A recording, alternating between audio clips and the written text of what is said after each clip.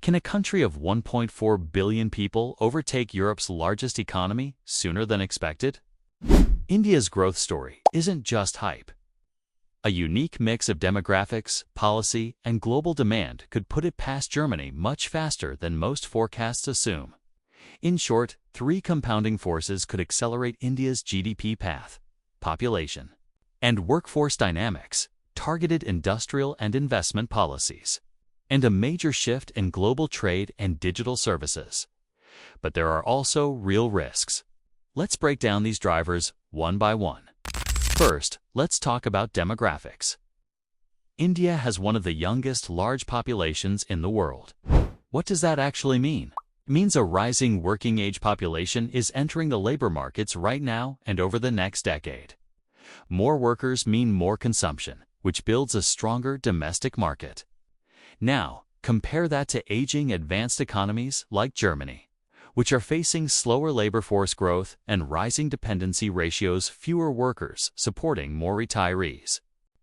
Demographics alone don't guarantee growth, of course, but they create the raw input, the essential fuel for faster potential GDP growth, especially when you can match that young workforce with good jobs and productivity gains.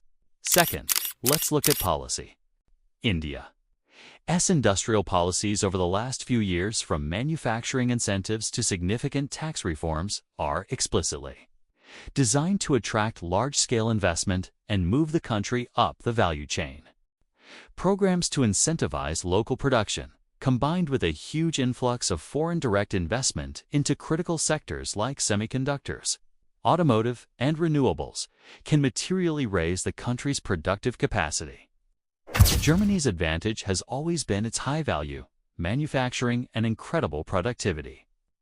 But the speed of capital investment really matters here.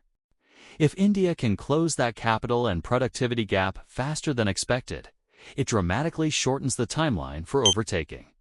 Third, we have trade and services. India's services sector is already world-class and highly exportable. We're talking about software, IT, business process outsourcing areas where India is a global leader. Combine that with rapidly scaling digital adoption across the country, lower unit labor costs, and improving logistics, and you see India's export mix rising in value. At the same time, global firms are actively diversifying their supply chains away from single-source dependencies. They're looking for new partners, and India is increasingly becoming that partner.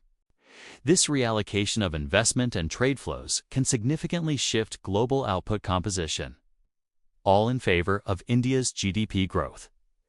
Now for the caveats and the reality check. India faces serious challenges. There are still infrastructure gaps. Productivity per worker is much lower than in advanced economies. Regional inequality is a problem. And the country needs to create millions of quality jobs, not just informal ones.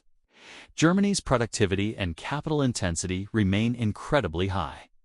Realistically, this overtaking scenario depends entirely on whether India can sustain higher investment rates, dramatically improve its productivity, and maintain stable macroeconomic policy. If all those conditions hold, the timeline for crossing could compress from decades to potentially within a 10 to 15-year window. But that remains conditional, not guaranteed. So, in short, India has all the right ingredients to overtake Germany faster than many expect. But it's a race filled with obstacles. The clearest signals to watch are investment flows, capital productivity, and export competitiveness. If you're interested, I can make a follow-up video on the precise data points that economists are watching, from net capital formation to total factor productivity. Drop your questions and any sources you'd like me to look at in the comments below. Thanks for watching, and if you found this topic helpful, be sure to like and subscribe for more deep dives.